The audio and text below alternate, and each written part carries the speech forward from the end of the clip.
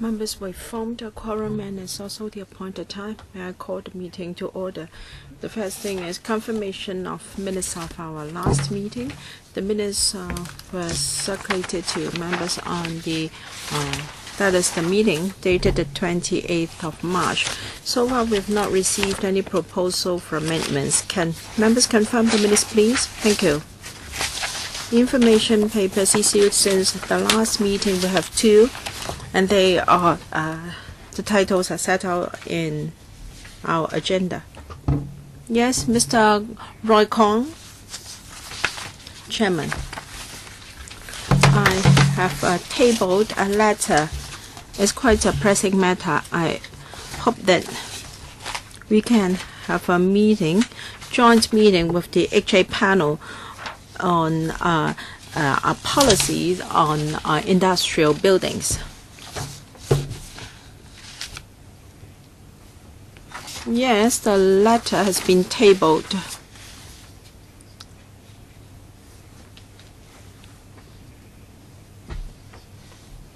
We have dozen or so items from the administration waiting to be dealt with within this session. I don't see any urgency for holding a joint meeting with another panel. Well, our policy on industrial buildings is rather ambiguous because many arts groups and arts workers are using such premises, and is related to the development of arts and culture, and is in fact quite pressing because I've received many requests for assistance from artists using such a space because they're being evicted. I think it's time we reconsidered with the administration the future direction of our arts and cultural policy. Oh, I'm afraid we have 4 items on the agenda today. How about dealing with it under the HA panel? Because, well, Chairman, you're correct. I really don't want to discuss this matter. Do members want to take up this item? We don't really have time. No, I just don't want to discuss this issue now. Chairman, I don't want to waste your precious time. I just hope that you can arrange for a joint panel meeting in the near future. Mr. Hui Chi-fo? Of course, we're not asking to discuss this now, but I think we have to spend a few minutes on the priorities of our work, because this is a matter and it is as hidden agenda. So how about in the coming couple of meetings, do you think there are more pressing items than this one so that we can decide on the priorities? Mr. Ma Fong Kwok. Of course, I'm very concerned about this subject. Mr. Hui Chi-fong has written to you and myself, but I don't think this matter can be resolved. I understand that this is a very complicated matter. That is about the incident involving hidden agenda.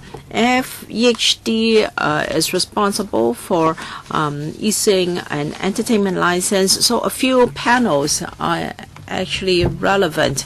Just the development panel and the HA panel are not enough. Mrs. Regina Yip, well, I've always keep track of this problem. I've asked the FSD. Now, if the whole building is for one single purpose, be it for residential, for arts or culture, that is fine. Because the 5 services facilities in an industrial building is much better than other types of buildings. But when there are mixed users, then we need to involve the planning department as well.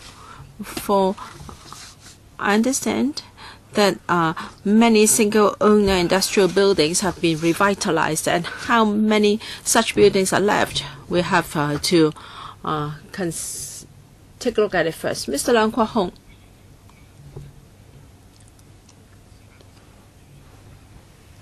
How about we ask a panel to kickstart the matter, and then write to the CS4A, and the CS4A will send an officer to the meeting and tell us that it is a very complicated matter, and that's it.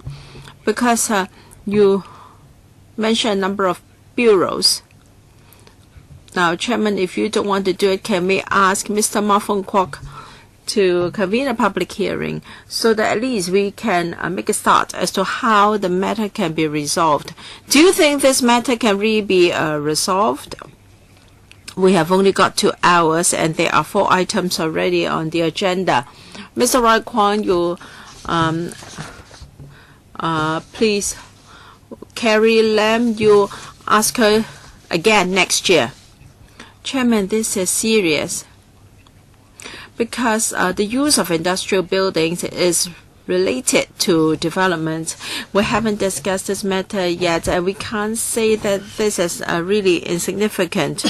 I don't think any one of us will say that industrial buildings is not an important issue, in particular after the hidden agenda incident. The summer recess will come very soon, and then the new CE will assume office. So this development panel cannot evade this responsibility on the use of industrial buildings. I just want you to accept my request to convene a joint panel meeting with the HA panel so that something can be done by the Council. All right, if members have no other views, we go on to the next item. Items for discussion. With due respect, and yes, I have I've shown my utmost sincerity in listening to you. You have to give me time. I've read your letter, and I've also tabled it. So you must give me time to consider how we can take this up. We have only got 2 hours, and we've spent already more than 10 minutes on that. All right. Can, for instance, the Secretariat tell us when we can have a reply? The Secretary can't. I have to understand the whole matter first. And you ask for a joint panel meeting to be convened. You must allow me time to tackle this. All right, then I will follow up. Doesn't matter. You can do so. The items for discussion at the next meeting, please refer to paper CB 1950/1617 bracket 01 list of outstanding items for our discussion, and bracket 02 list of follow-up actions. The next meeting will be held on the 27th of June at 2:30 Tuesday, and there are 4 proposals. Proposed amendment to the Buildings Ordinance for eradicating illegal domestic use in industrial buildings. Second, PWP item 784CL, Site Formation and Infrastructure Works for Development at Kempton South Yuen Long Advanced Works. 3, Implementation Arrangements for the Hon CHAN Han-pan NDA project. And 4, interim public consultation on the detailed feasibility study for environmental-friendly linkage system for colonies and progress report on Kai-Tak development. So do members agree that these 4 items will be for our next meeting? Okay, if there is no objection, that will be the agenda for our next meeting. We move on to the 4th agenda item, and that is PWP item number 3466 RO, improvement to Hoi Pen Road Park and adjacent areas. Administration's paper CB 1817/1617 bracket 06. The officials have arrived. I'd like to welcome Madam Au, Ms. Brenda Au, Head of Engineering, KEO Development, Mr. Frank Wong, Deputy Head, and also Mrs. Doris Kwok, LCSD Assistant Director. Mr. Edward Chair, Project Director, ASD. Mr. Tung Lee, Chief Project Manager, ASD, and Mr. Lee Chi Sing, Chief Highway Engineer, Highways Department.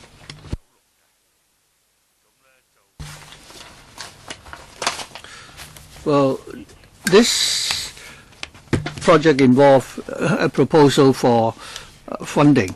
So I'd like to remind members that if you have any direct or indirect pecuniary interest involved, please declare such interest before you speak. So who from the admin's team would like to start the discussion? I hope you'll be brief. I'll briefly outline the paper, Chairman. From the PowerPoint, the yellow part is the location of the Hoi Pan Road Park. From the Nautica MTR station, it would take 6 to 7 minutes by walk to reach the area. When people reach the park through the pedestrian subway, it would be more convenient. In this project, along Hoi Pan Road, we will provide for more pedestrian crossing to facilitate members of the public going to the waterfront. Underneath the Kwun Tong bypass, there is also the I think the site will also cover the Hoi Pan Road. You see now, this is what the person. A picture of the Hoi Pan Road Park. It's been built for 27 years already. It's mainly landscape sitting out area for passive recreational use. On the bottom left-hand corner, there is a 5-a-side soccer pitch, which is surrounded by a parapet wall, and it's not up to international standard, and hence we need to make some improvements. At Fly to Flyover Site 4, this is opposite the Hoi Pan Road Park. As the Kwun Tong Promenade is proceeding with landscape, as the landscaping is completed, we need to provide for parking facilities as more visitors would like to come to this park. Especially we need to cater to the needs of those who are physically handicapped. Now in this picture, you members can see the design of the Hoi Pan Road Park. Within the park, there will be a central lawn, a multi-purpose venue, and also a fitness area for senior citizens. We will also renovate a 5-a-side soccer pitch, and we also provide for parking facilities. And this is an aerial view of the Hoi Pan Road Park, and this is the perspective. And this is looking at the park from Wai Yip Street.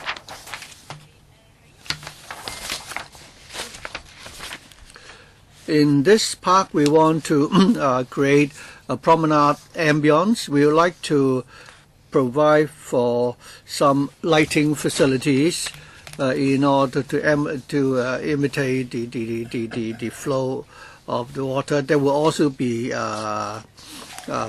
sound effect as well.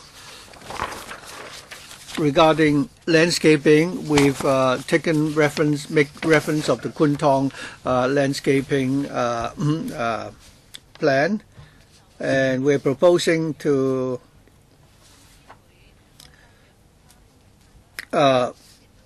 plant the beer rosa in spring, and well, these will mainly be flowers which are pink, blue and red, to enhance the overall greenery. And when the project is completed, we will plant another 40 trees in the area. Thank you.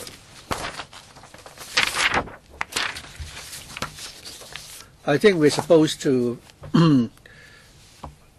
finish our discussion on this item at 3:35. So far, 2 members have put up their hands. We have 3 now.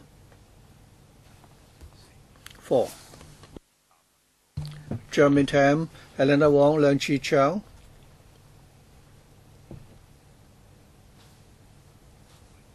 Kok Wai Kau.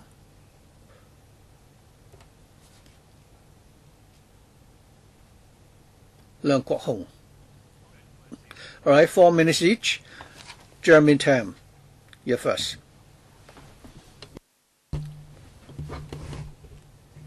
Chairman,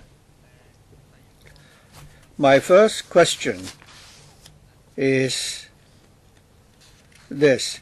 When the park is completed, will dogs be allowed into the park? Now, who would like to answer the question? In the vicinity of this park, along Tai Yip Street, there is another pet garden where dogs are allowed. He's asking whether dogs will be allowed in this park. At the present stage, we discussed this with the District Council and we have not received any such request. Are you saying that you do not intend to allow dogs to go to the park? You're not answering the question. We've not planned to allow dogs to enter the park. Would you consider that? I'm not saying that you should provide facilities to allow dogs to stay in the park, but for other similar projects, I always made the same point. You should at least allow dogs to walk by. I'm not saying that you should build some facilities for the dogs to use there. And we're talking about 2 different concepts here. Could you think along that line? That is, you allow dogs to pass by the park. To answer Mr. Tam's question. Now, in the past, there have been people who are for the proposal of allowing dogs to enter the park, and others have other views. As for the District Council, there is a consensus among people in the community. If there is a consensus that we shall allow dogs to go to the park, we will consider that positively. But if we were to do that, we need to provide for supporting facilities, because if we allow dogs, then there might be hygienic issues and so on. And we are prepared to discuss this further with the District Council. But at the present stage, I understand that we have not received any such request from the District Council.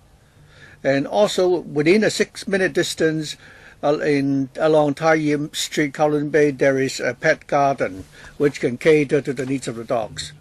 So if nobody is making such a request, I understand that there is no objection either, because we've not had a discussion as to whether this should be allowed or not. Would you consider going back to consult the District Council on this point that I made?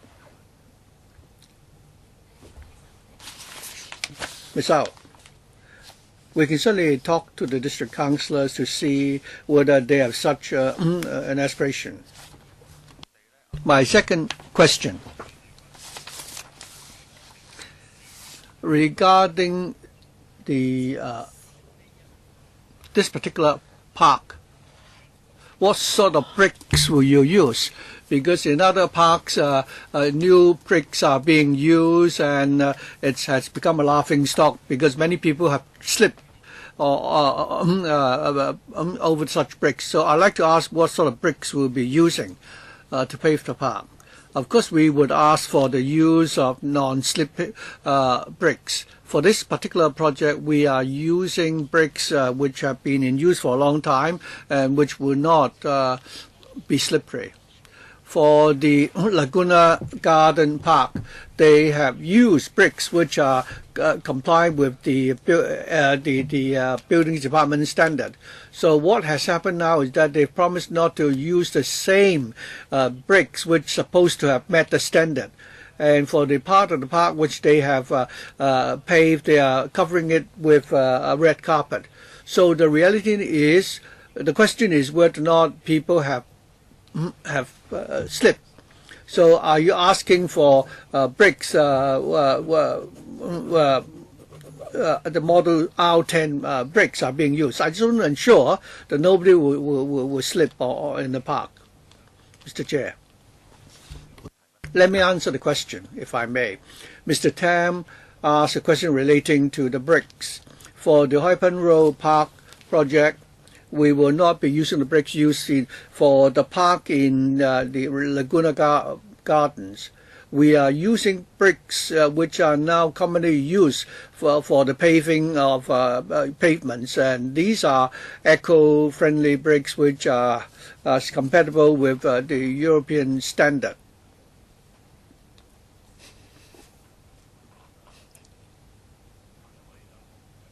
Dr. Elena Wong. Thank you. I have two questions. First of all, for the five-a-side soccer pitch, I think the pitch is not paved with artificial or natural turf. It's a concrete pitch, right? Yes. So for the fitness area for the elderly fitness corner, will there be facilities, fitness facilities there? What sort of facilities would there be? Well, we will only decide on such details when we make the procurement. But there will be 3 sets of fitness facilities. Will they be identical? No, there will be different types of fitness facilities, but you can't tell us now what they are. What would one set of such equipment include? As Ms. Au said, we have not yet selected the equipments to be installed there yet. Chairman, I raise this question because I understand that for many of the parks managed by the LCSD, such fitness corners are very popular. Many people would use the facilities there. And certain equipments are particularly popular. People are actually scrambling for the use of these equipments. For example, a cycling machine and so on. Have you, conduct a survey to find out which are the most popular equipment so that you can order more such facilities and place them in the park? So would you make sure that there will be sufficient number of such equipments, and that they're the ones which are popular? Of course, equipments which are popular, we are more than happy to provide them. We will look at this together with the LCS to see which are the equipments which are popular. I hope the LCSC will conduct such a poll to find out. And before you come to the PWSC, I hope you'll give us more details as to what equipments you will place at these fitness corners. Next, what are the thematic features with sound and lighting effects? In the PowerPoint I showed just now, you'll find that at the upper right-hand corner of that slide, there will be 5 lighting installations. Underneath the flyover, the light will be, will shine on the park so that we want to imitate the effect of the flowing water. The light will be shine on the bottom of the flyover. Yes. So such lighting effects and sound equipments, are they open around the clock? For the lighting effects or equipment, it would depend on the patronage of the park. If we don't have any visitors in the evening, we may not need to have these lighting effects switch on throughout the day. Of course, they won't be on during the daytime. So you have to tell us, what are the the hours during which the lighting effects will be on. We don't know what the patronage will be. If you switch them on throughout the whole evening, it would be a waste of electricity. So I think you need to give us more details here. I also know whether or not there are any residential developments in the area. No, I don't think so. So there won't be any issue regarding light pollution. So could you give us such details later? basically we will only switch on the lighting effects around twilight time. So the lights will more or less be switched off around 11 p.m. or midnight. If nobody is there, then of course we would not switch them on, because that would be a waste of electricity. But as to whether they should be switched on until 11 or 12, it would depend on the situation at the time.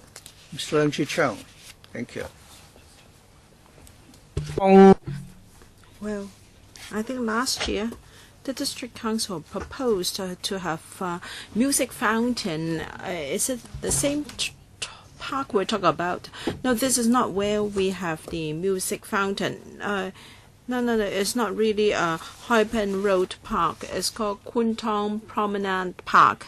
It's just at the Kwun Tong Promenade. Well, this is an old park, and we would like to improve it to provide a more pleasant environment for visitors. So I support this project. But perhaps it's because at the request of the local community, do we still need the five-a-side soccer pitch here?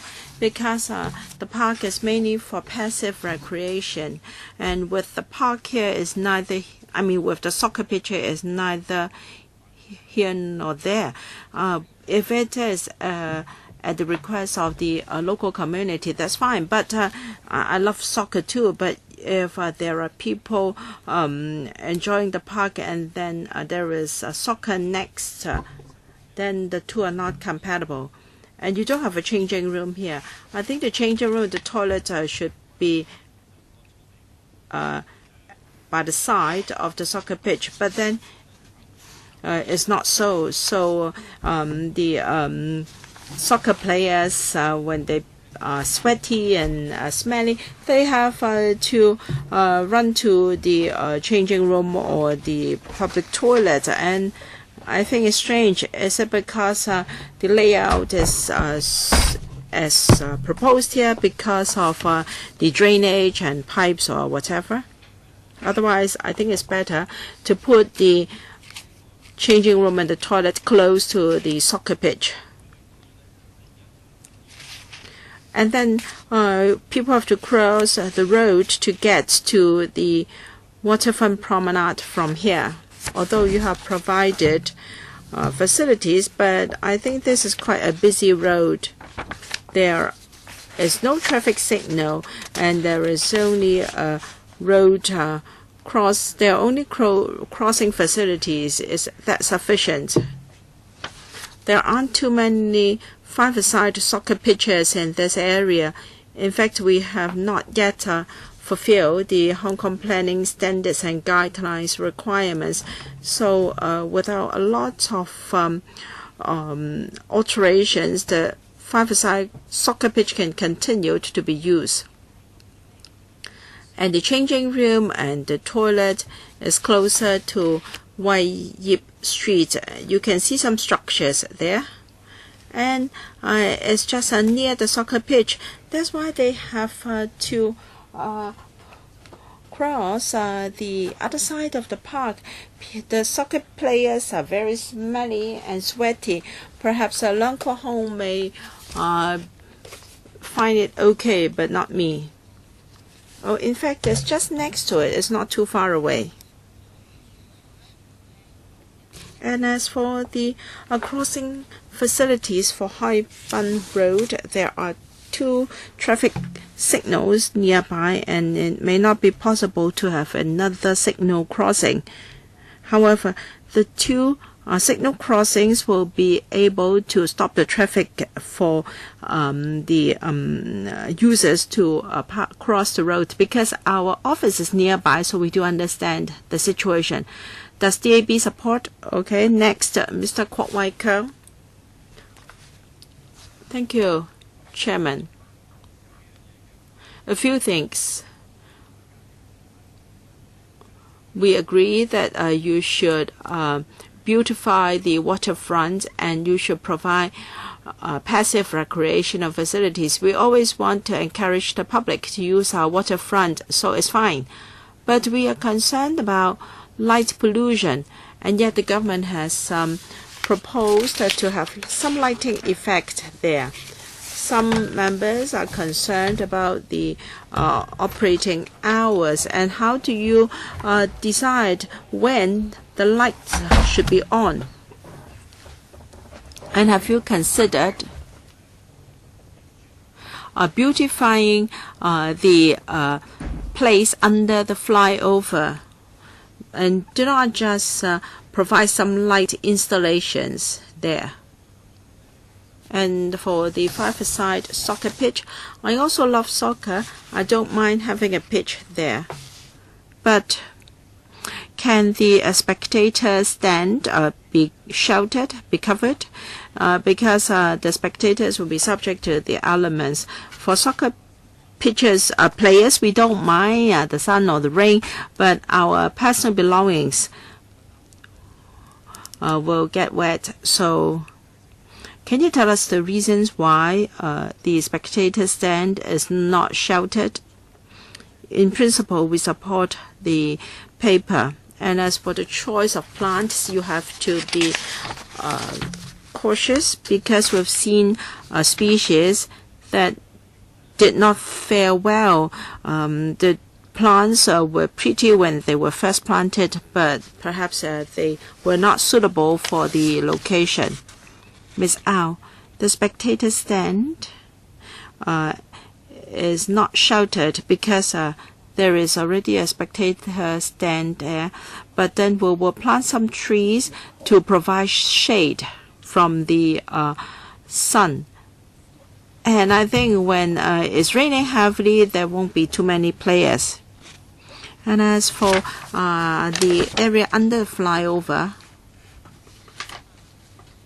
we plan to beautify the bullets of the flyover. There will be painting. I think in around the third quarter of this year, you'll be able to see it. If the spectator stand is not sheltered, well, you are going to provide parapets. I think the intention is to improve the permeability. So please make sure that the seats are slightly slanted so that there won't be stagnant water kept there. So they talk about protection for their personal belongings and not the players. Well, the players are all sweaty. It doesn't matter. That can be considered. Mr. Leung Kwok-hong. Well, to address Mr. Kwok's problem, it's easy. You place 2 cages there. To address Mr. Kwok's question, you place 2 cages there, and then you cover it for storing personal belongings. Well, please address the chairman. No, this is not really my concern. I will drop the point about the soccer pitch.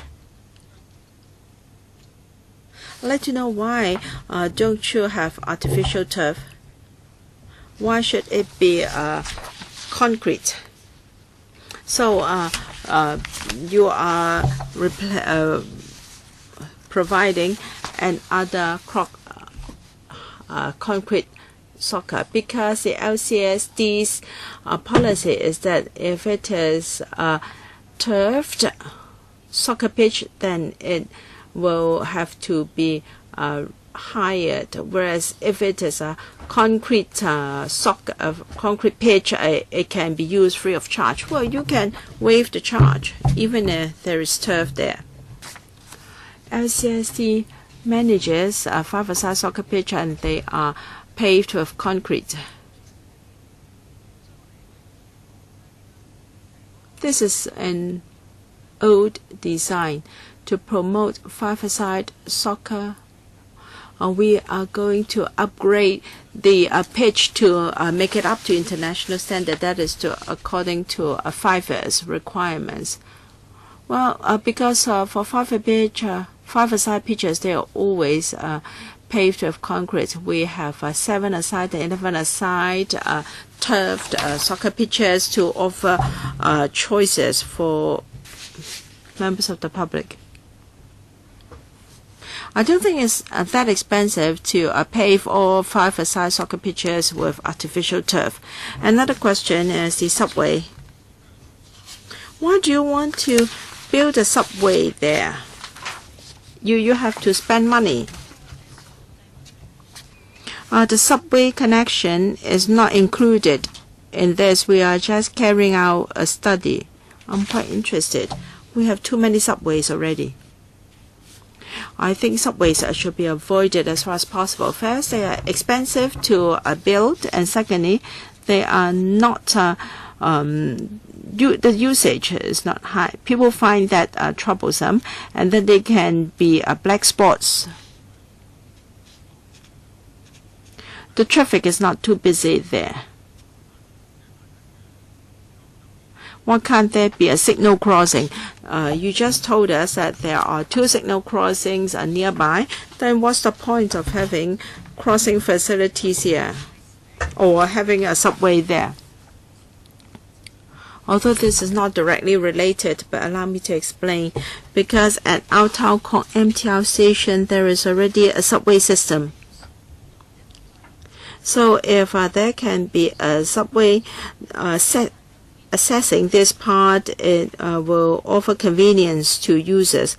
And of course, we also have at-grade crossing facilities. The working population here is increasing, so it's necessary to provide more passages for users to get to the waterfront promenade. And for the light installations, is it for the sake of visitors there or for people to enjoy farther away? So, well, it's for the park itself. So it's not for the sake of spectators from across the harbor. No. Because if it is no, she's already said that it is not a macro design. So do you support this? If she is not building that subway, I support this. So in principle, you support it. The subway is for connectivity, and it's not just for accessing the park alone. And the funding request doesn't include the subway. All right, so you support it. All right, Mr. Holden Chow. I have a minor issue. Looking at the plan, at Hoi Pan Road, there will be a new pedestrian crossing. So from site A to E, I'd like to know the rough distance. I don't know whether there are existing pedestrian crossings already. I just want to know whether there will only be one. From this plan, you can see there is already a building there. That is my new office. And there, we are going to add one pedestrian crossing across Hoi Pan Road. So that is at the top right-hand corner, where we have the new building. And then at the start of Lai Yip Street, there is also another pedestrian crossing. So the distance is not that long. We just want to provide more convenience and enhance connectivity. No, I'm referring to this. If it's confirmed that there are more than one pedestrian crossing, that's fine, because from what I can see here, there is only one. I just want to know whether there are already other at-grade pedestrian crossings. Well, as I said, we're going to add one more here, and then just at the start of Lai Yip Street, there is another one, a signal crossing there. Oh, okay, understood. Thank you. Another question, Mr. Xiu Ga-chun. Thank you, Chairman. I've got 2 questions.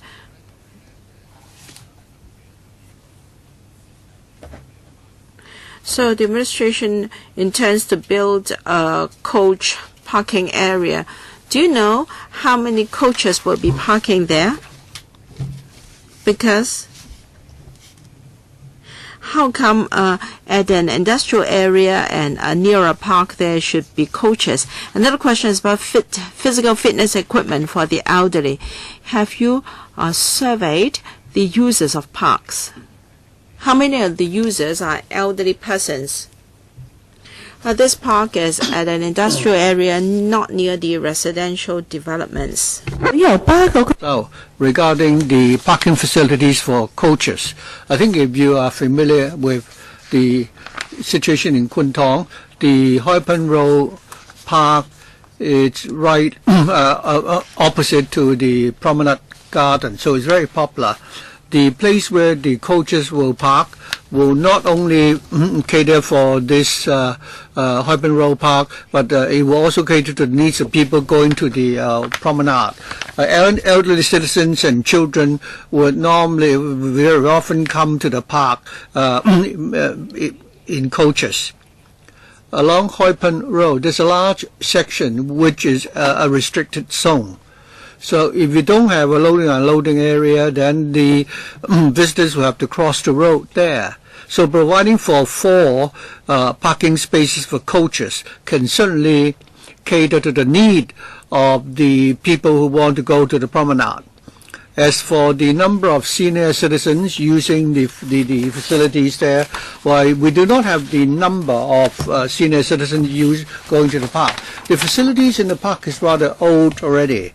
If you go there now, it's not very popular, as you can see. But it's exactly for this reason we want to improve the park. We want to provide for better facilities so that in future, more people, including senior citizens, will be happy to go there. Well, now that you've explained it, I'm even more confused. I don't understand why you need to build this park in the first place. This park and the waterfront park, I mean, they're not really compatible. This park is segregated from the promenade park by a road. If you say this park is very old, why do you just consider renovating this park? And you said that many people will come to the promenade park in coaches. Well, I don't know the area very well. Other colleagues may know that. Is the area so popular that people will go there in coaches? Is that such an important tourist spot? The answer is yes, to answer your second question. And to answer your first question, I'd like to explain that the improvement of Hoi Pan Road Park is actually a project to renovate the whole park. We're not building the whole park from scratch. Mr. Siu asked why we're not renovating this park. We're exactly doing that, in fact. Do you object to this project, Mr. Siu? In principle, I support the project. Well, no other members would like to ask any further questions. I think we can wrap up our discussion on this item so that we can have more time for the next item. I don't see any members objecting to this project being forwarded to the PWSC. The next item is the proposed creation of a permanent post of Chief Landscape Architect in the ASD. And we have, for this item, paper A17-16-1707 and also 963-16-17-012-3. Joining us for this item, well, I think the administration is just joining us for our discussion of this item. Attending this item, we have Mr. Albert Lam, Deputy Secretary for Development, Mr. Hon CHAN Han-pan, Assistant Director, ASD, and also we have Ms. Lina Wong, Head of Greening and Landscape Office, and Ms. Deborah Cole, Head of Greening. We're scheduled to discuss this item from 3:05 to. So I think we have a very tight schedule. So could you, if you want to make a presentation, could you make it as brief as possible? Mr. Chan, please, switch on the mic before you speak. Mr. Chan. Thank you.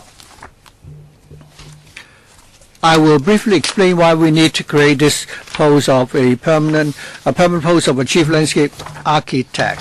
Let me first of all tell you about the terms of reference of the. Could you speak in the microphone if you can?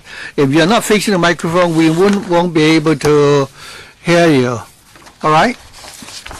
There are 4 terms of reference for the chief landscape architect. First of all, the public facilities and the maintenance of 8,000 government buildings, which include many landscape facilities. Thirdly, we'll provide professional advice to other government departments. We also help promote the best code of practice, and it's not just adopted or used by the buildings department. Our landscape architect plays 3 roles. First of all, the role of a designer, project manager, and technical consultant. At different stage of the project, from feasibility study, design, and actual works, the landscape architect is involved. Over the last 10 years, the public has greater and greater expectations of landscaping, and the Development Bureau set up a landscaping and tree management group to promote greening and landscaping works. With the establishment of the GLTMS, it has launched different policies covering landscape planning and design, greening, biodiversity, vegetation diversity, and also tree risk management. All those measures and policies are reflected in the following domains. First of all,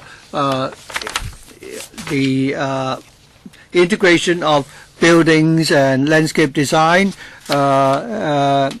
design of inclusive space and place creation. Now, these are some examples of our project. The first one is the Beale Street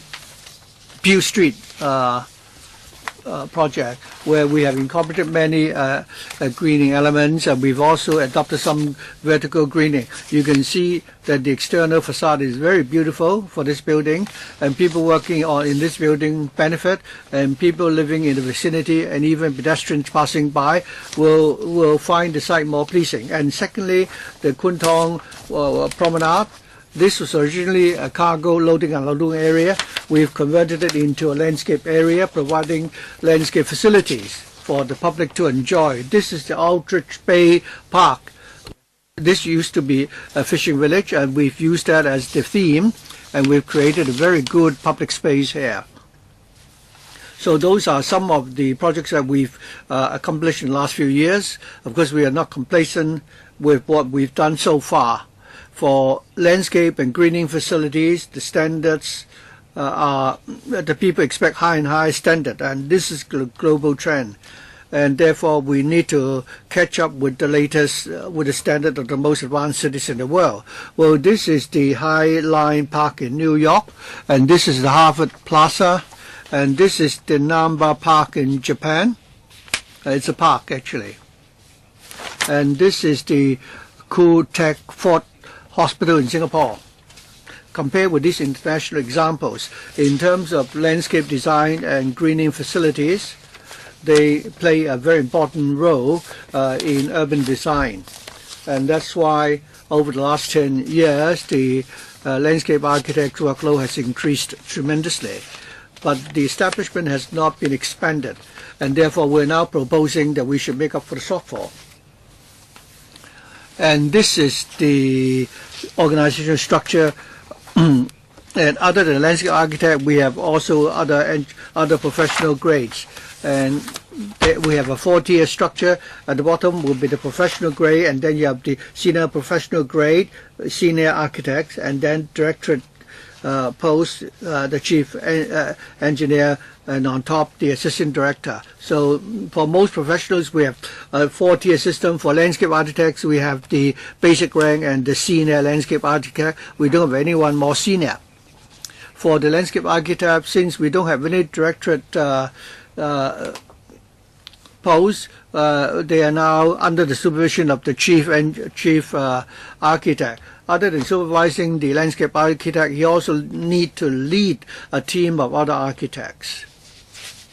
If our proposal were approved by LegCo today, we will be able to create the post of the chief landscape architect. We can then enhance the structure.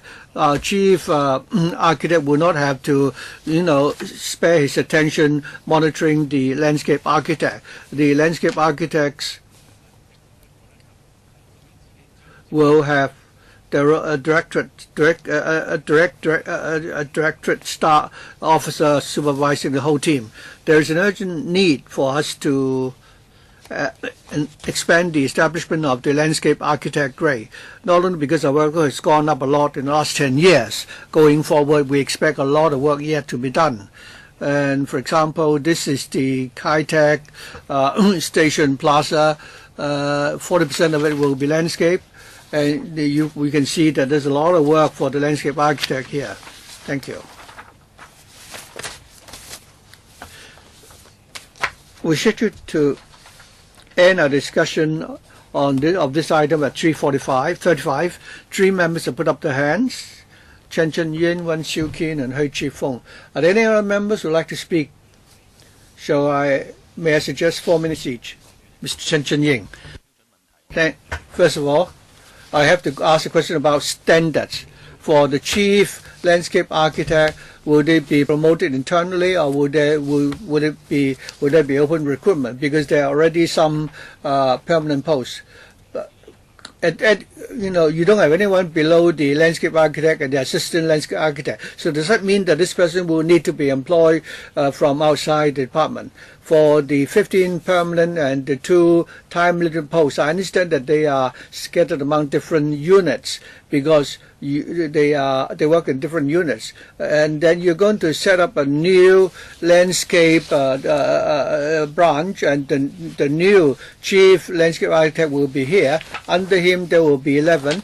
Together with the new landscape architect and assistant landscape architect, they will all be stationed together. That is reasonable. For the 2 senior landscape architect, they will be under the project management office, and there are 4 more landscape architects in 3 other divisions or units. While this is not impossible, but is it really efficient management for the landscape architects to be scattered among different offices? I mean, how can you resolve the daily management issues that may arise? To answer Mr. Chen's first 2 questions, I'll try to answer those 2, and I'll ask Mr. Chen to answer the question regarding the division of labor within the ASD. For the grade of landscape architect, we always go for internal promotion and open recruitment. For open recruitment, we would hire assistant and landscape architect and a landscape architect. For the senior and chief landscape architect, they are almost all. They have always been, appointed through internal promotion. For the 15 permanent and the 2 time-limited posts, they are all landscape architects within the ASD. In this chart, you'll find that there are 9 landscape architects, 3 senior landscape architects, and after we've set up the created post of the chief landscape architect, then all 9 of them will work under the chief landscape architect, and they will be responsible for designing the landscaping projects, and for tree management and greening and so on, and they also be providing technical support for other departments. They will also provide professional advice to people in the profession. So we're talking about 3 senior landscape architects and the other landscape architects. Well, I think they are directly under the building design division. We also have the project planning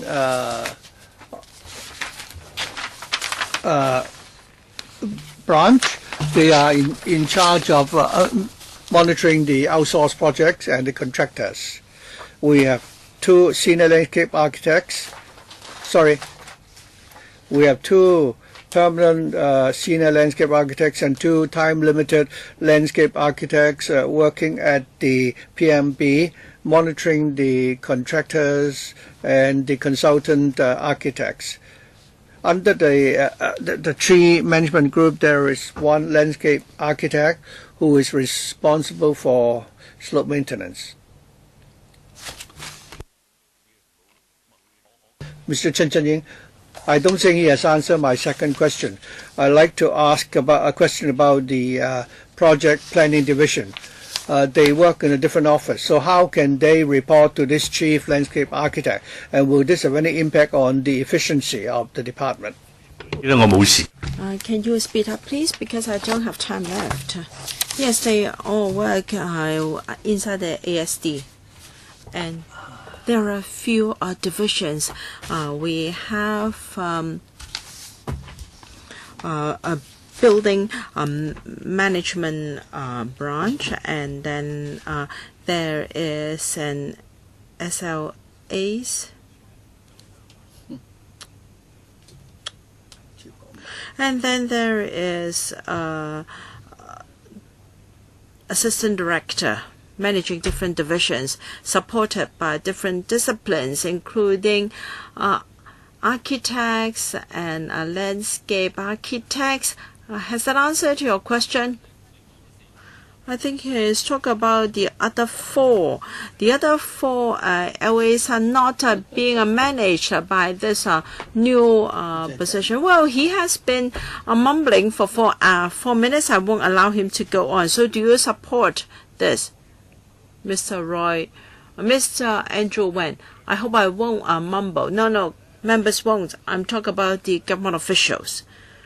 I find it mind-boggling because it sounds contradictory. On the one hand, he said that there aren't sufficient promotion opportunities, and he didn't tell us the reason why.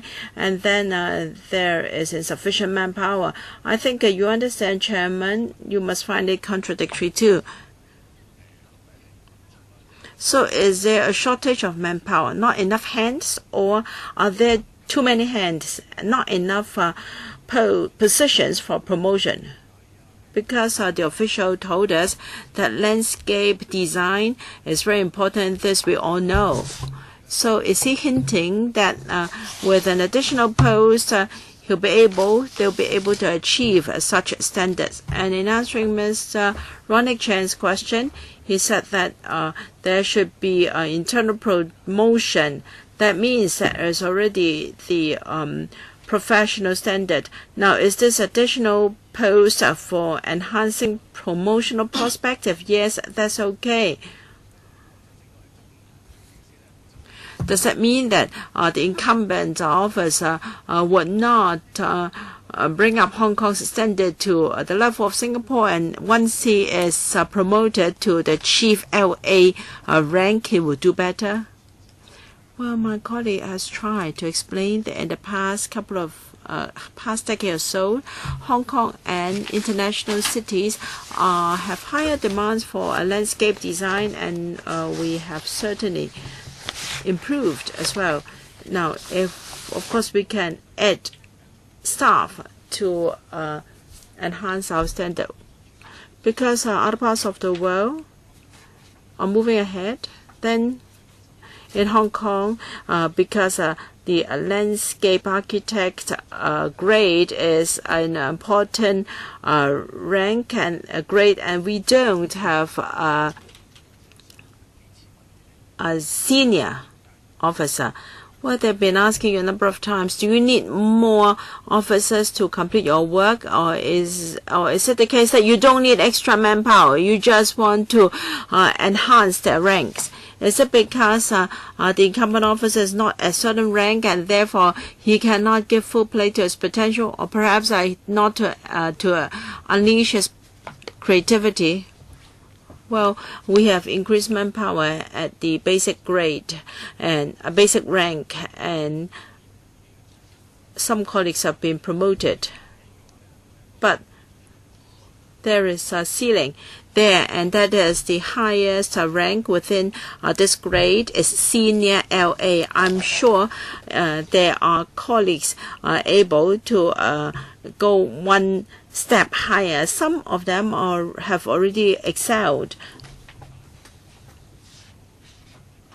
Given that this is such a big division and there is no directorate grade officer, then it is not helping the development of this discipline within the government. So the head count will still be the same. No, this is a net addition. So you don't have enough men to do it, so you need to have a new post. We should have more officers. At the same time, this is a new rank. They've been asking you many times whether you need more people to do the job. I think he's saying that given the current establishment, if they do not have a directorate post, is rather abnormal within the government. I think it would be better if they come clean with it. And I'd like to know whether they have vacancies. Mr. Lam, we don't have any vacancies. So do you support this paper? Mr. Ho Chi-fung is in charge of this. Let me say I oppose the government's proposal on the grounds that I think members have set out some of the reasons. Is the creation of this post to provide promotion opportunities or to enhance the standard of landscaping to serve public interest?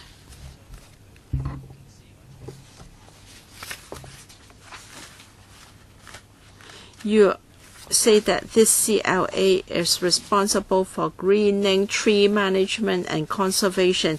You have lumped all these into the post. I think this has gone beyond the professionalism of an LA.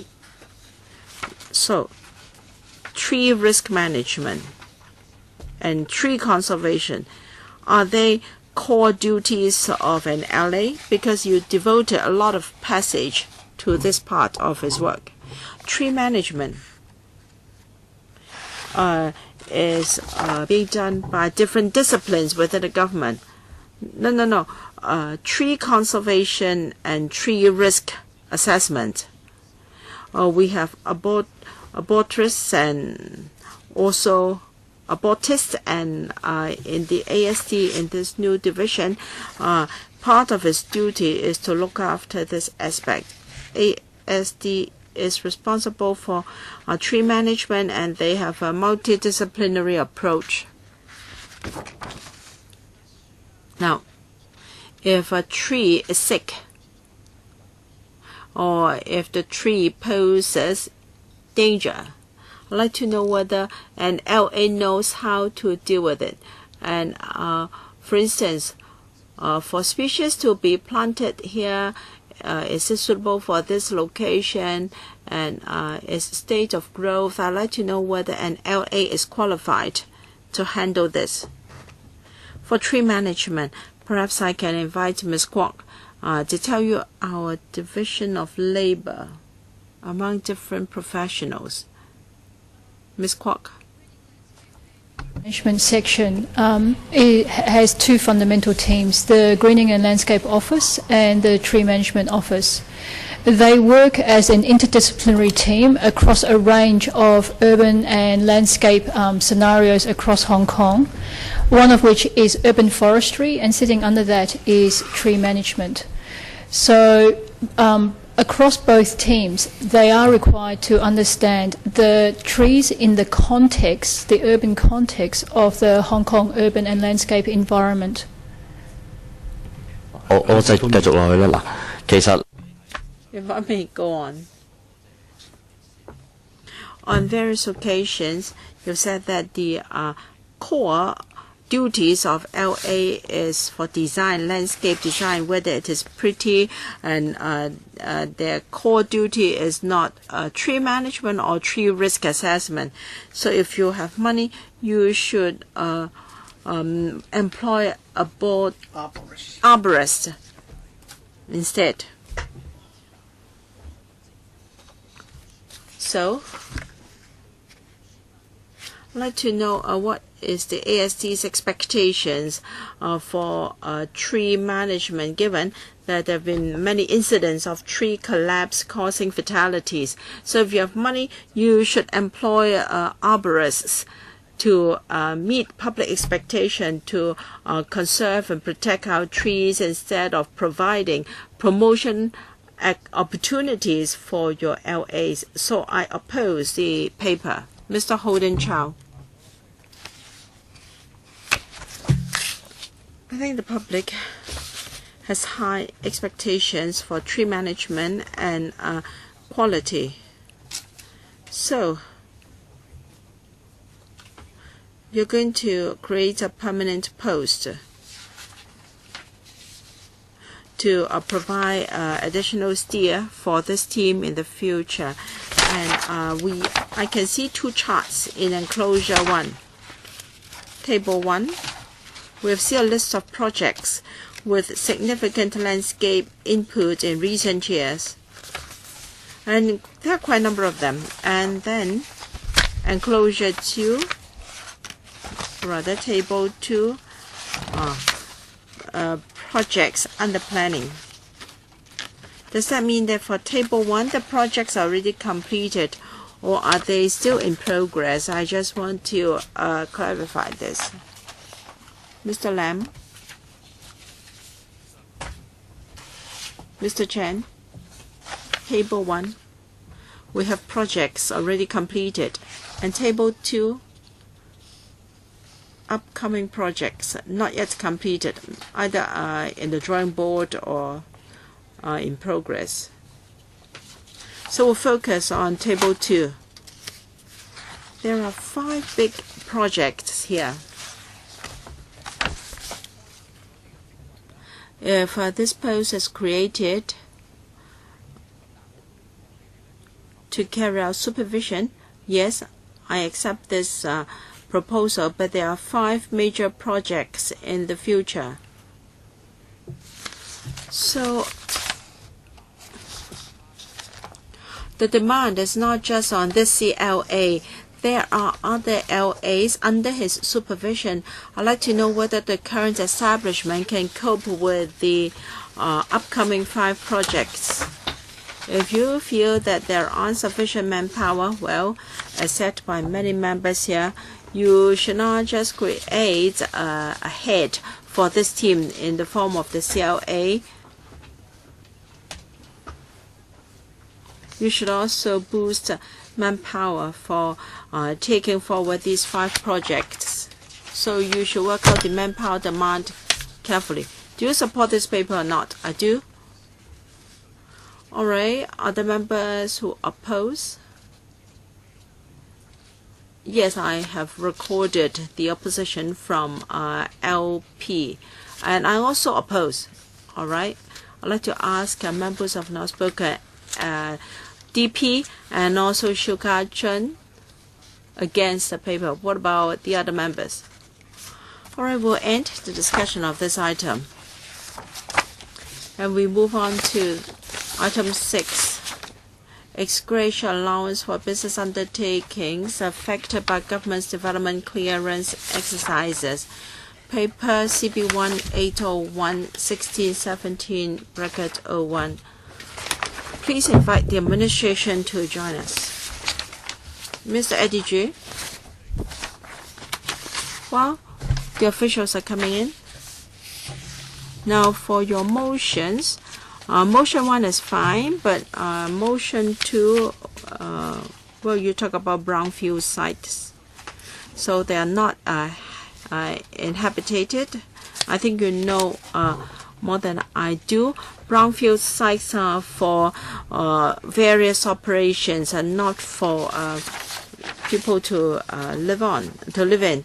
So compensation for brownfield sites, this is rather irrelevant. Well, brownfield sites, there is no definition for brownfield sites from the government. Is also part of the ex gratia or compensation regime of the government. Yes, I just want to remind you that motion 1 is okay because we don't have an awful lot of time today. Because while the administration is joining us, I'd like to let you know that we are going to discuss motion 1. Because you may be dragging other issues into our discussion, making it difficult for our discussion to proceed. All right, that motion 1, I will have it printed for members' information. Let us welcome the Secretary for Development, and also Mr. Thomas Chen, Deputy Secretary, and Ms. Celine Choi, Deputy Secretary for Development, Ms. Christina Zhong, PAS, Ms. Bernadette Lin, and also Ms. Joyce Ng. Secretary, yes, I will provide a very brief introduction. You have scheduled 4 items for our meeting, and this 3rd item will have only until 4:05. I wish you good luck. Yes, I do understand, and the paper has been issued to members. I will not repeat what's in it. We thank members for giving us time to discuss this paper. We just want to rationalize the current EG arrangement for eligible business undertakings affected by our development clearance exercises and to address genuine needs. For business undertakings affected by our development clearance exercises, now if they carry out outdoor or open door business operations that are not unauthorized, and if they are operating according to the waiver, well, they are not eligible for ex gratia allowance, but some might have breached the leases while they are operating in structures tolerated. They are eligible for ex gratia allowance. This discrepancy treatment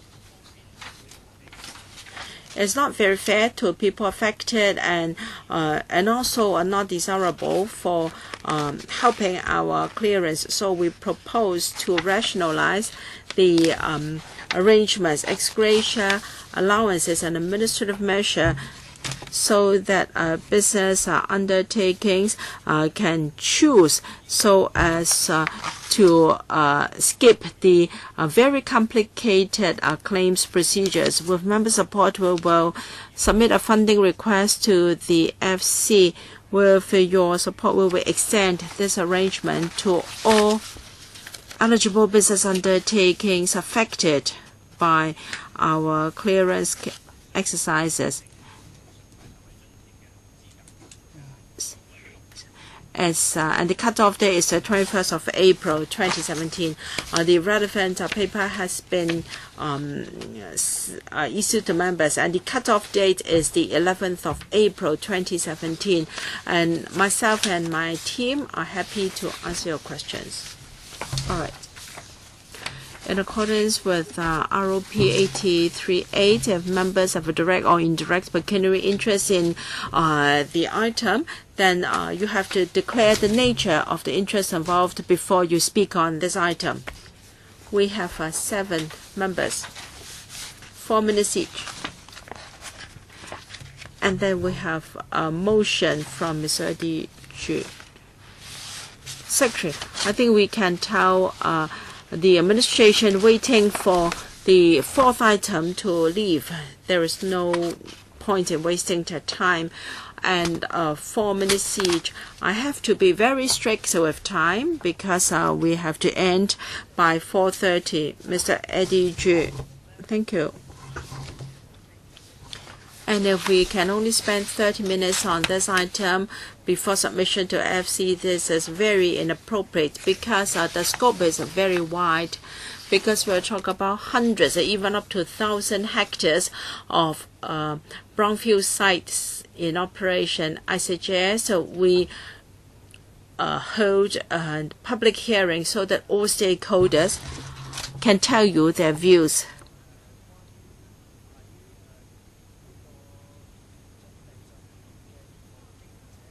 For ex gratia allowance to business undertakings on brownfield sites, in 2013 there was a discussion. For squatter areas in the NT, there was discussion of ex gratia allowance for them. And then the motion was passed. If we do not think through the implications, then there will be problems. In 2013, the government suggested that the ex gratia allowance will only be payable to structures registered for human inhabitation. And then for Wang Chao, there may be 100 structures there, but only half of them are eligible for ex gratia allowance. For the remaining half, well, they are occupied, but they are not eligible because of that rash decision back in 2013. We see the grave implications here. Now, for the government's proposal here, the biggest problem is we have to address the problem of business undertakings on brownfield sites. We should not just think about giving them compensation. A study on brownfield sites is in progress, and there can be reprovisioning for existing undertakings to continue. Now there is only one of the limbs. How can you walk with just one leg? So on the one hand, business undertakings have received their compensation, but they have to continue to operate. As a result, there will be more farmland, more green belts, and other lands in the NT turning into brownfield sites. So my question is,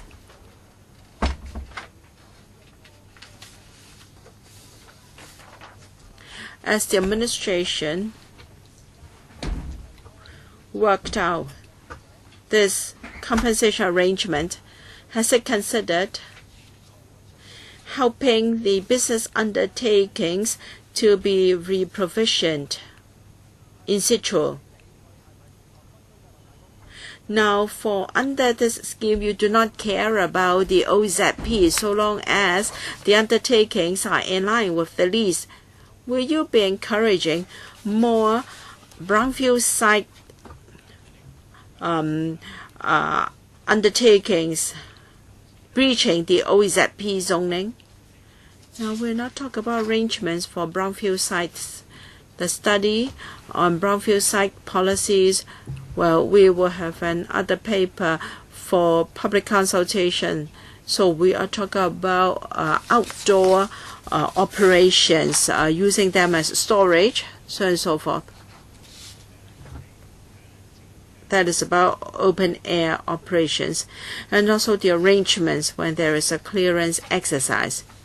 Mr. Lau Kwok Fan, thank you. JB welcomes the ex gratia allowance for business undertakings. However, we have 4 points for the administration to consider and respond. First, you should simplify the procedures. I understand that this is already a simplification compared with going to a land tribunal. But we're worried that the procedures will be too cumbersome and they should be further streamlined. We've been to Northeast NT, whether it be Kutong or Macholong.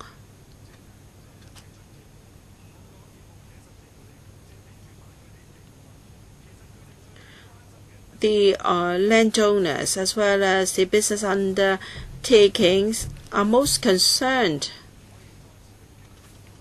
about how they can continue their operations for livelihood after receiving the compensation, because the compensation may be for retirement because they cannot identify an alternative site for operation. So the administration should assist these business operators to continue their operations or help them to re-provision their operations. So will you have measures to help them to identify another site for continued operation? You're going to announce the ex gratia allowance arrangement very soon. For Northeast NT, it's been close to 10 years since the issue first started in 2008. Many business undertakings have been evicted. Will you provide ex gratia allowance as well by discretion?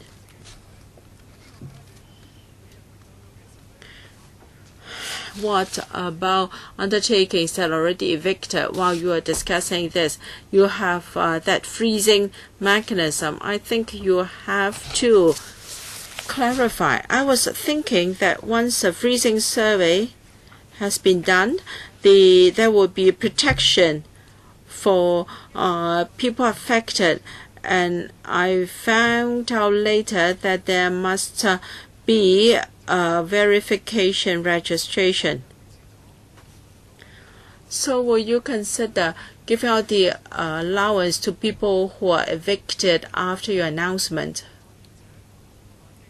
And you should enhance publicity so that the undertaking, the operators and landlords will know, because some landlords have asked me whether they will not be given any allowance if the ex gratia payment is for the operators only, and they may choose to evict the operators as a result. So can you please tell us, when are you going to publicize this new arrangement to the villagers? Thank you. We would like to do away with the protracted and cumbersome claims procedures. That is the intention of the new arrangement. So we don't expect the new procedures to be too complicated. And this is territory-wide. The scope will be for the whole of Hong Kong, not just for Northeast NT. Regarding implementation details, can I defer to Ms. Ling, the director, for an explanation? Thank you. Now, this is an ex gratia allowance system, so there must be a standard rate which will be adjusted annually. And the operator or the person concerned has to prove that he has been operating there for 10 years at least. We've not required, or we've not specified the types of document to be submitted, because we understand that there are various types of operations in the NT, and the operators might not have maintained all their records. In principle, we are asking for the following documents to be provided as far as possible: business registration certificate, tax returns, tax paid, insurance coverage for the employees, so on and so forth. These documents will help to prove whether the operation has been there for at least 10 years. And for the freezing survey, what is the purpose of that survey? Freezing survey is not to freeze the relationship between the landlord and the tenant. We just want to remove incentives for people to move in when they hear news of incoming development, or to prevent the landlord from evicting the tenant. Now, this is not a protection shield. That doesn't mean that the landlord cannot terminate the tenancy with the tenant, or to ensure that the tenant can receive compensation even though they have left before development or clearance takes place. We've explained to colleagues, to villagers in the past. All right, 3 minutes and 10 seconds spent on that question, and then the officials spend another 3 minutes answering those questions. I don't know how we're going to go on. DAB, do you support this? Yes. Mr. Ronick Chen. I have a few questions, but they are going to be simple. Can we be given information on the number of cases and amount paid out under this system? Can we be given a table on such information? And secondly, the administration plans to introduce a new scheme. Does that mean that there will be new development schemes affecting these two areas, and people will be affected by the clearance exercises? Can you share with us where these places going to be, or is it just a preemptive measure? Has there been any appeal cases for people who are not eligible, and what is the outcome? I'll defer to Ms. Ling. Thank you. What we are proposing now is to streamline the procedure. Even without these new proposals, if these business undertakings operate outdoors, and if they are affected by such developments and they want to apply to the government for compensation, they will need to make a statutory claim. According to the law, they would first of all have to approach their colleagues in the Lands Department. The Lands Department will negotiate with them regarding the papers, the documents they've submitted. If both parties cannot come to any conclusion, either party can refer the case to the Lands Tribunal for a judgment. Our experience in the past showed that whenever we have these claims, very often these business undertakings are not modern operators or undertakings. Very often they do not have all the relevant documents in place. When they talk to our departments, it would take them a few years before they could, agree on a particular case. And even if they fail to reach an agreement, and if they go to the Lands Tribunal, the Lands Tribunal requirement will be more stringent. In recent years, regarding the cases approved by the Lands Tribunal, we do not have such figures offhand. Of the isolated cases for which we have the information, this is it's actually about the compensation for individual business undertakings. Mr. Chen is asking whether or not there are any new projects. All along, whenever we have any new projects, we will report to members. In the new territories and other places, there are many new projects ongoing. Basically, there's no new projects. Do you support this funding application? Basically, I support the proposal. Mr. Wan Siu Kin. Let's follow up on Mr. Eddie Chu's question.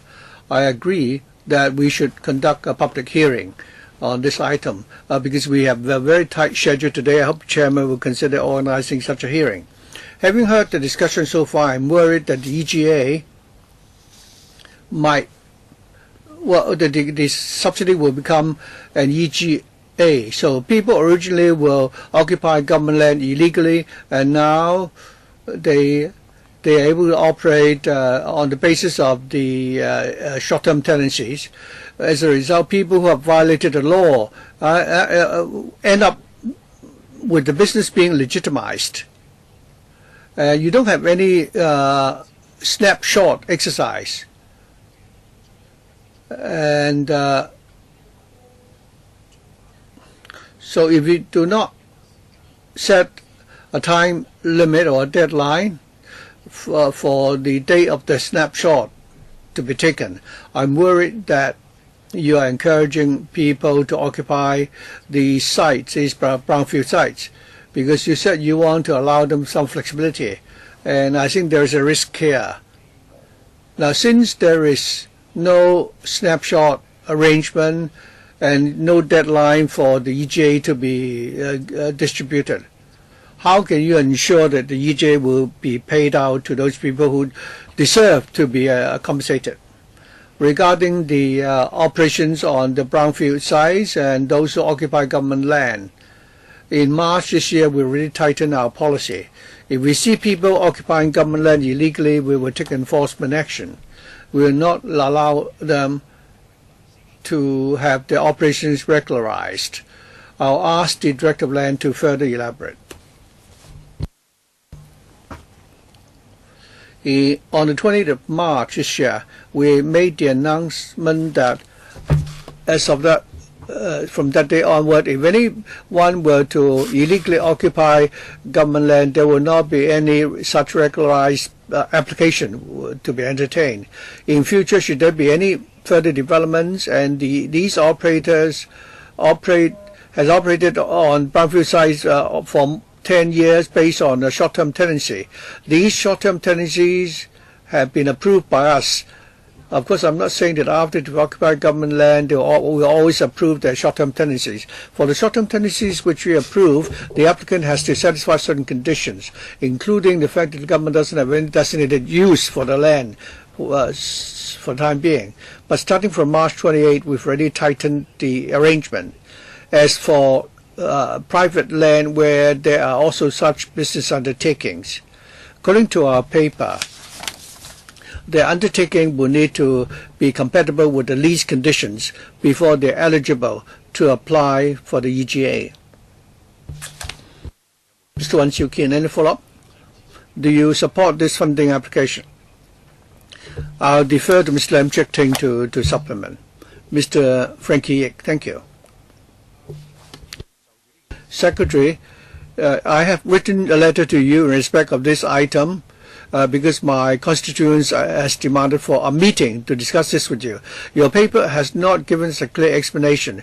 You're saying that for business undertakings on such land, if they're eligible, they will get a compensation. But you know that there is the parties involved would be the owner, a contractor, a subcontractor. So who should be the beneficiary? My constituent saying that I'm the contractor, main contractor, I sublet the site. If the person wants to move, you only give him a relocation exercise. I made the investment on the site. Your paper is not given a clear explanation, and you need to clarify. Also, another serious question. I've always emphasized that for the business undertakings operating on these brownfield sites, they are part of the supply chain for our logistics industry. Just because you offer them an EGA, that doesn't solve the problem, because this would affect the livelihood and it will impact the entire logistics industry. I always favor, relocation. Mr. Ejichi suggests that we should have in situ relocation. I do not object to them, and that they should be given priority. We always demand relocation, even if you give them compensation. If you offer them an alternative site, they can't move anywhere. They will have to wind up their business, and they cannot afford to rent in the multi-story industrial buildings. You might as well ask them to close the business. The paper also said that they should have operated on the site for at least 10 years. Why not 8 or 5 years? Why 10? Because the land could have been, leased out by way of short-term tenancy, and after 5 years, you ask them to go. Was that what you need to reconsider again? Unless the director was saying that after you made the announcement, they immediately occupy the site illegally, then of course he's not entitled, he's not eligible. But if it gets evidence to prove that he's been operating for a long time, could be 8 years, you say if it's less than 10 years, they're not eligible. Is that fair? Is that fair? I would agree that we should have a public hearing so that we can listen to my constituents. Thank you. Director. Thank you, Mr. Yip, for the question. According to our policy, in the course of land resumption, we do offer compensation. We are talking about compensation for the business undertakings on the affected site. We are proposing to streamline the arrangement. For the affected persons, they can go through the statutory claim procedure and claim that their operations have been affected. So there is already an established procedure for them to follow up, so long as they can provide sufficient evidence that they have been affected by our land resumption. On the brownfield sites, I've already said that we are now conducting a review on brownfield sites, and later on there will be public consultation. That would be a more appropriate time for us to discuss how we should deal with the brownfield sites. Regarding the 10-year requirement, I'll ask the Director of Land to first explain. When we use public funds, we always need to draw a line. Ms. Lin could perhaps give you the background as to why we drew the line at 10 years.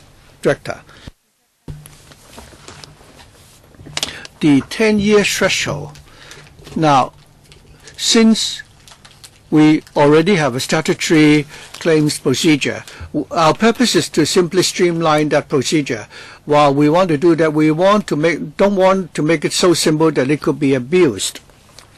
When we set the limit at 10 years, of course we want to ensure that these are genuine operators who've been operating there for a long time. Even for the relocation of these of the residents or the villagers, if the villagers opt for the EGA, well, the threshold is also 10 years. So that is our main consideration. Members, I would like to ask members. Now we have less than 20 minutes to go, and 6 members yet have to speak. And I don't know whether the other members yet who would like to speak. And some members have indicated that he's going to move a temporary motion. And different members have also asked for a public hearing or to invite deputations.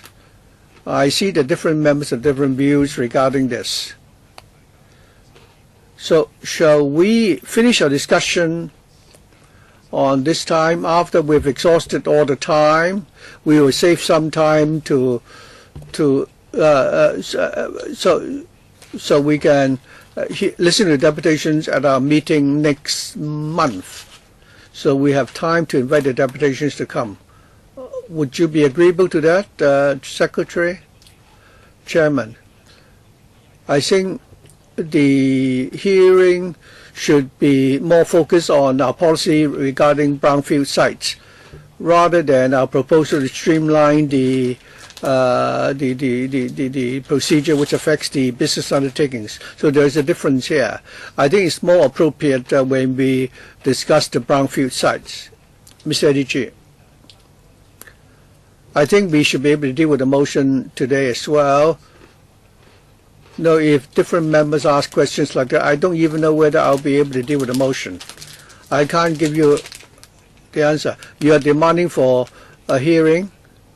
If you're going to do that, I don't see how we would be able to finish today. The most I can do is to extend the minute by 15 minutes if members do not mind. We can deal with the motion as well. And I don't know how many other members would like to speak after we've dealt with your motion. So I can't give you an answer. It is only within my power to extend a meeting by 15 minutes. The Secretary has already told us that there is no need for deputations. So how do members think? Mr. Chi and Mr. Yeh both demanded that there be a hearing. I think that we should have a public hearing to discuss the policy on brownfield sites. For this paper, regarding the amount that you are proposing and so on, we would also need to listen to the business undertakings before we can make a judgment. So I therefore certainly believe that we need to conduct a hearing. Mr. Yeh.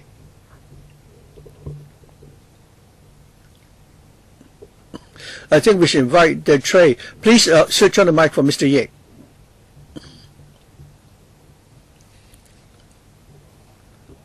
as I was saying, if the Secretary could arrange for a meeting to meet with the affected business undertakings to discuss the details I raised just now, then it doesn't really matter to me whether or not there should be a public hearing, because there are many areas for which we don't have any clear answers yet. Well, we have to decide on the way forward. I've heard some members indicating that he would like us to deal with the motion as well. Mr. Michael Teen, 4 minutes. Thank you. What we lack in Hong Kong is land resources. If there's any way to help us find new supply of land, I would support that. We are now the government is only proposing to streamline the procedure so that those who really are interested in vacating the site, we're simply making it easier for them to do that, and I fully support that. But I have some questions. What is the implication of this proposal? That is compared with today and after we've approved these proposals. How many additional hectares of brownfield sites will be surrendered? Will any people be willing to talk to you and prepared to surrender the brownfield sites to you? We just want to rationalize the current EG arrangement for our clearance exercises. In fact, as I said, with about 340 hectares of brownfield sites being planned, and that will be affected.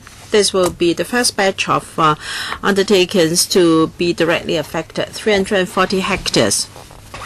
They will be affected by projects under planning, including the open air business operators. So you are giving them EGA. What is your assessment? With or without this EGA, what will be the area of brownfield sites affected? Now, we don't have a breakdown of the 340 hectares, but without this EGA arrangement, many of them will have to go through very cumbersome claims procedures. It doesn't matter, 340 hectares. Without this EGA arrangement, how many of them will have to go through your cumbersome procedures? All of them? Quite a substantial part of them. Quite a substantial portion. That is, with this approved, the 340 hectares can be dealt with expeditiously. But will these people really be willing to go? You don't know. You have to identify sites with them. You can only rationalize the compensation issue. Now, if they're eligible, if they have fulfilled the 10-year rule, they come for compensation, but you still have to identify land for reprovisioning, right? Yes. That will be dealt with by our next item, and that is our overall policy on brownfield sites. So even if this arrangement is approved, it will not help you to release the 340 hectares of brownfield sites earlier, because people may say that I'm happy to receive the EGA, but you must find me reprovisioning land, because I'm not too sure what can be obtained by this new arrangement. Under the current mechanism, there are many outdoor open air business operations not in breach of the lease. They might have, I get that, well, right? Even with your EGA, they may not necessarily move because they haven't got land for relocation yet. And we will continue to follow up in our policy on brownfield sites. We are just rationalizing the compensation matter. You're not able to tell us the effect of your new arrangement. This adjustment in mechanism will rationalize our procedure and will certainly enhance our clearance exercises, but what will be the net benefit, we're not sure. And for reprovisioning, that will be dealt with under our brownfield site policy. Well, do you support this, Mr. Michael Tian? Well, even if we support it, they may not have the opportunity to distribute the EGA. Well, it doesn't matter. Mr. Leung Chi-Chang. The EGA for business undertakings. I think there is a new consideration here. And there are people who may cease business after receiving the EGA. And as Mr. Michael Tian said, if there is no land for them to relocate their business, then it's useless if you give them the EGA. If you ask me whether I support or not, of course it's good if we can compensate the victims. But if you cannot provide land for relocation, then people will, like what Mr. Yik Chi Ming said, they won't have any place to continue their business. I think the conditions here are quite harsh. I don't know why the Secretary said that it's more lenient. First is the duration of business, and that they have to provide documents on their operation. Now, for that 10-year rule, I think we know. Mr. Kenneth Lau, the Deputy Chairman, knows that usually for a land lease, it is 2 years plus 3. So basically, it at least has to be 3 years. And many operators won't be able to obtain 2 terms of tenancy. So how can you ask them to provide a document? The only one that can fulfill this requirement is the principal tenant. The principal tenant will earn money by subletting the site. So the real operators may not be eligible under the scheme at all. And I think this 10-year rule is just an arbitrary line. You don't have any justifications. You have to tell us the justifications for fixing it as at 10 years. Even the government will not lease a site out for 10 years. You won't offer a 10-year SST, short-term tenancy. So these are very real issues. I agree with Mr. Frankie Yik. You should meet with the industry. From what I heard, the industry are not sure about your conditions. They know that at most they can get $1 million, but is that true? You have to meet the stakeholders. The best is to convene and open a public hearing so everyone, including those who are laymen, can come to express their views. Secretary, can you tell us why the 10-year rule? Ms. Ling?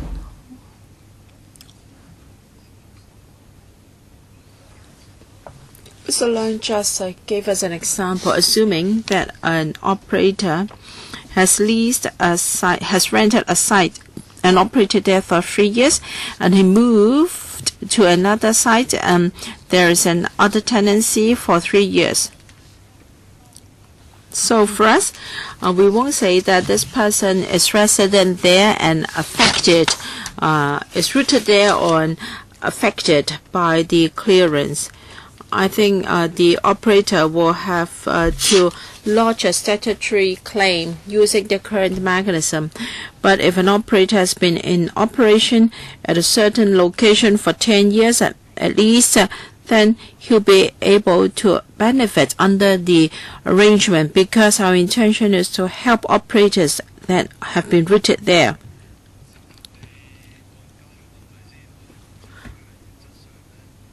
Mr. Lam Chak-ting.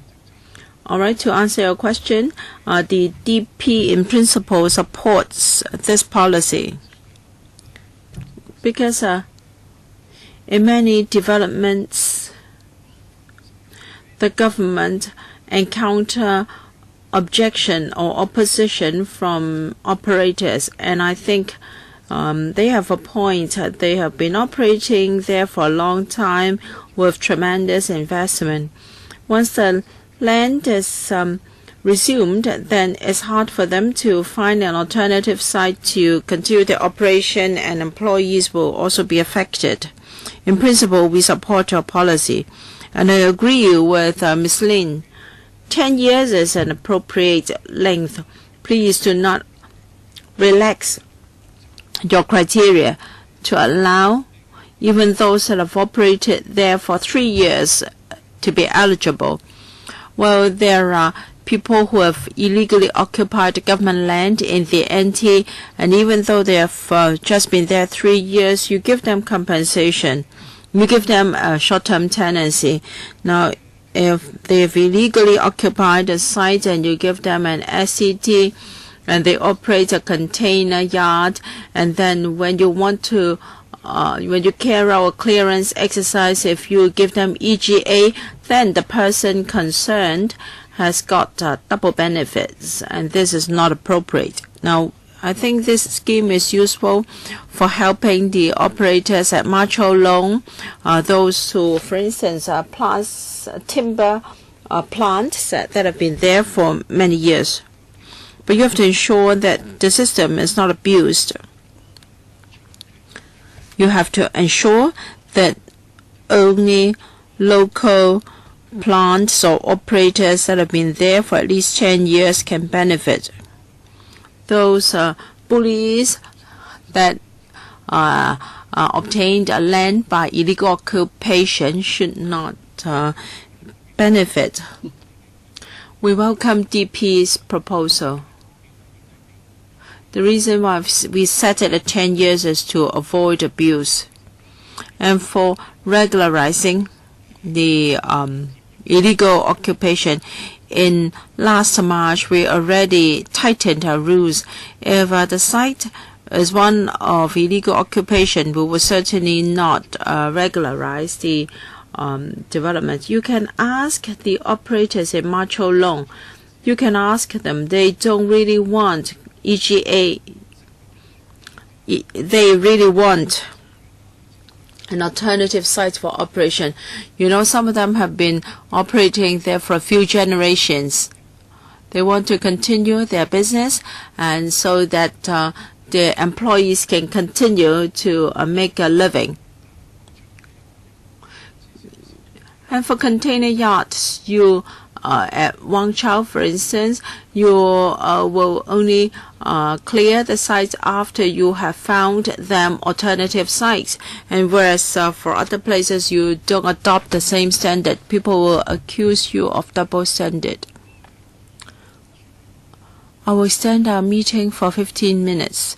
If possible, we will deal with Mr. Eddie Chu's motion. If not, we'll leave it to our next meeting. Ms. Alice Mack.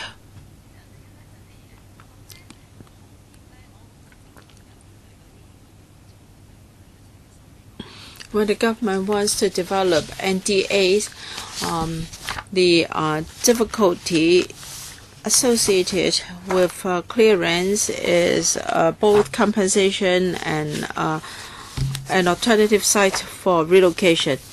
In fact, many operators on brownfield sites do not just want money because they cannot find an alternative site to restart their business. Once they've received your EGA, they go into retirement. So it's about reprovisioning. So in all NDAs, we should consider relocation or reprovisioning. The arrangement may only be of limited help because at the end of the day, people want an alternative site to continue their business instead of just EGA. You have to help them to identify another site which is cheap. And if you give them multi-story developments, the rent is going to be expensive. The operators cannot afford the rent. You may, out of good intention, want to help them to move to multi-story developments, but that is not what they want because the rent is too high. We, of course, support any improvement to the compensation scheme, but I don't think this will be very helpful. And the director told us that even for residential tenants, you have the 10-year rule for villas. In fact, even for residents, that is not very useful, given that land price is so high. Even after receiving your compensation, they won't be able to identify an alternative home. So while you say that for residential structures it's also 10 years, in fact we don't want 10 years for both types of users.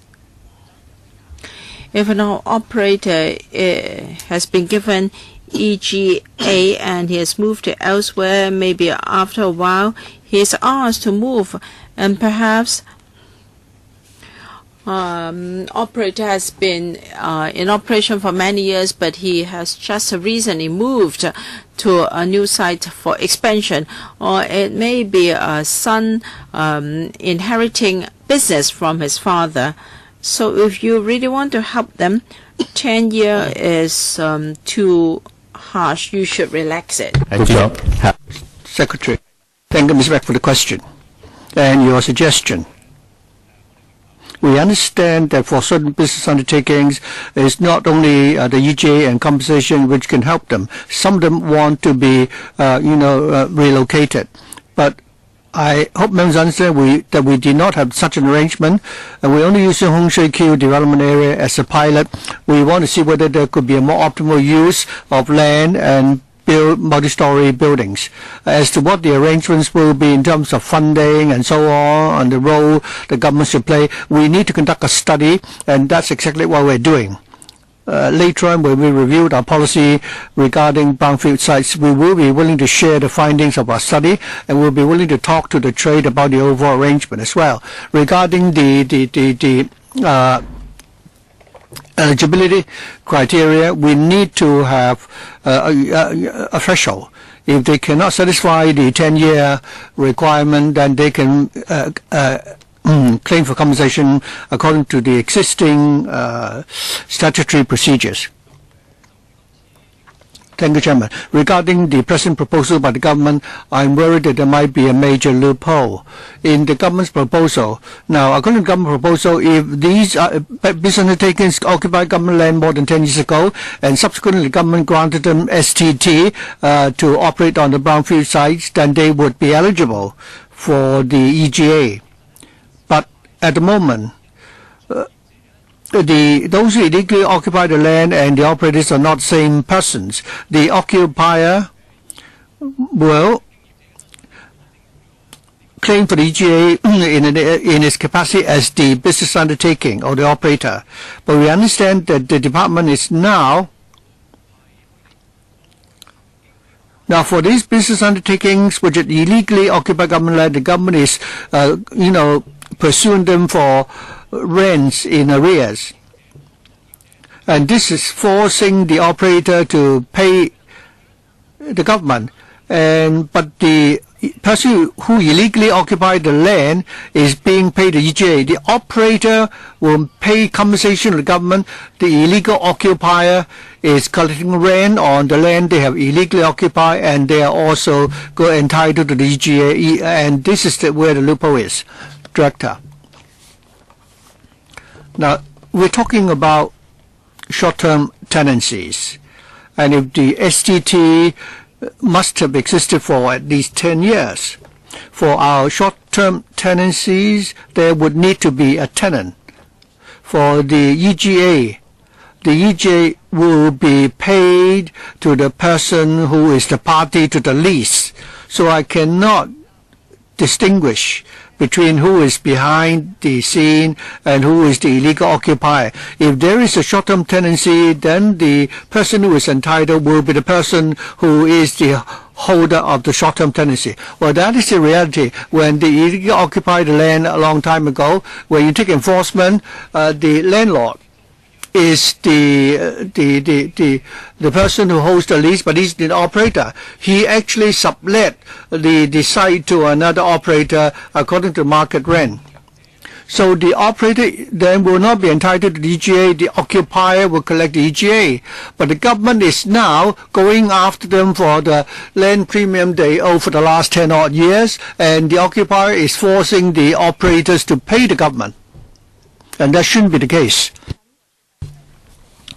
If the holder of the tenancy, let's say we want to develop a site involved, and we will have to talk, and then we will talk to them.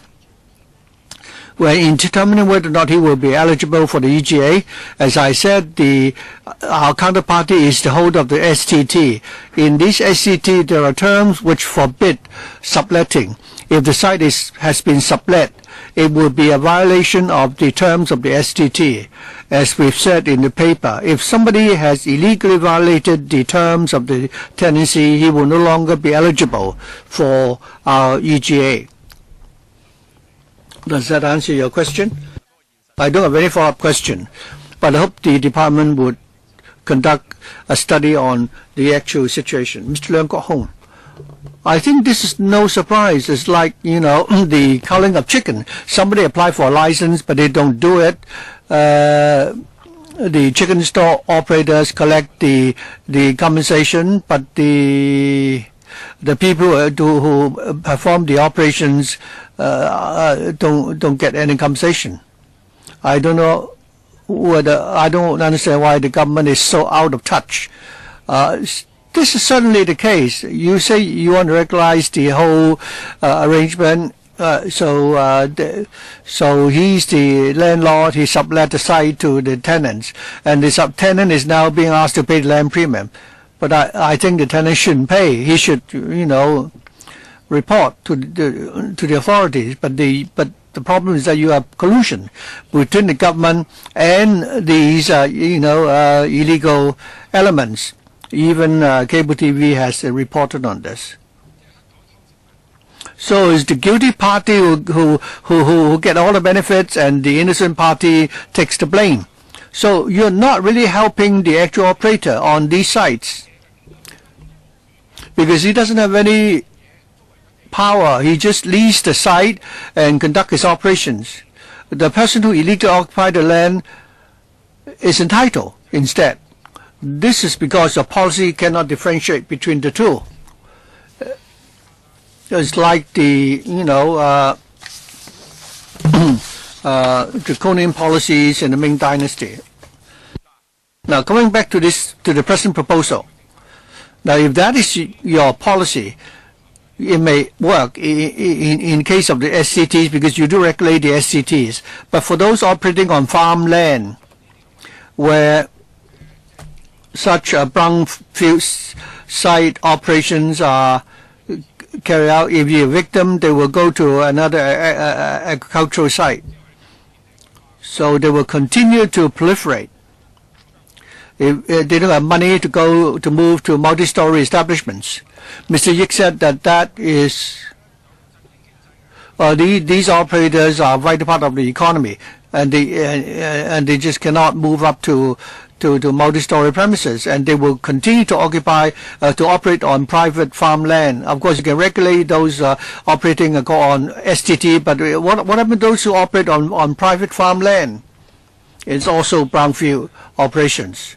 So you really have to consider seriously in situ relocation, whether the people who is resident there or people who perform the operations. I don't think you should compensate those people who illegally occupy the site. You should, give the resources to the people who actually use the site.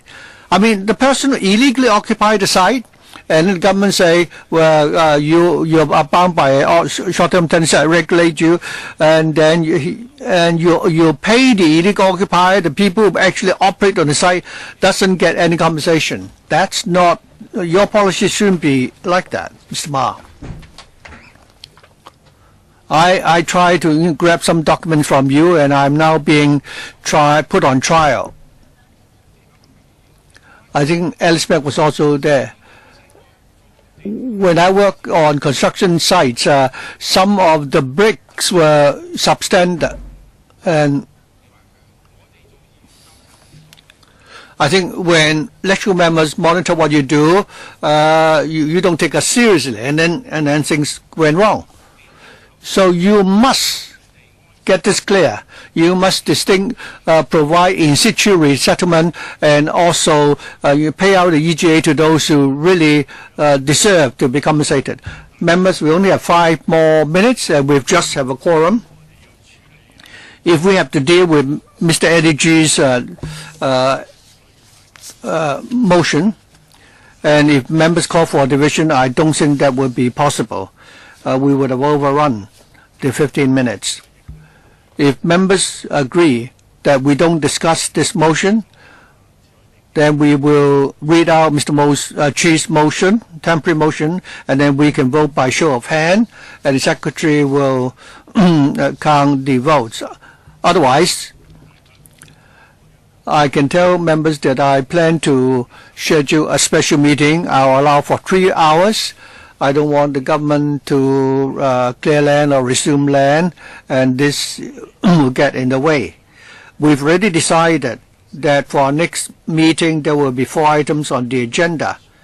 I will ask the secretary to find a slot so that we can take 3 hours to listen to the deputations.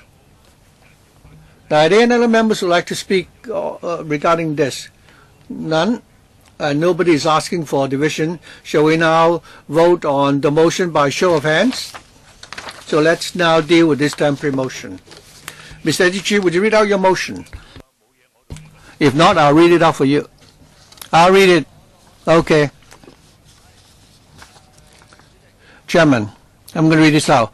While reviewing the EGA arrangement for brownfield operations, this committee urges the government to, in order to avoid other farmland becoming brownfield sites and to protect the livelihood of the workers, whenever the government needs to have any clearance operations for any development project, it should provide for in situ relocation or resettlement as a priority principle. So this is a motion moved by Mr. Eddie G. All those in favor, please put up your hands.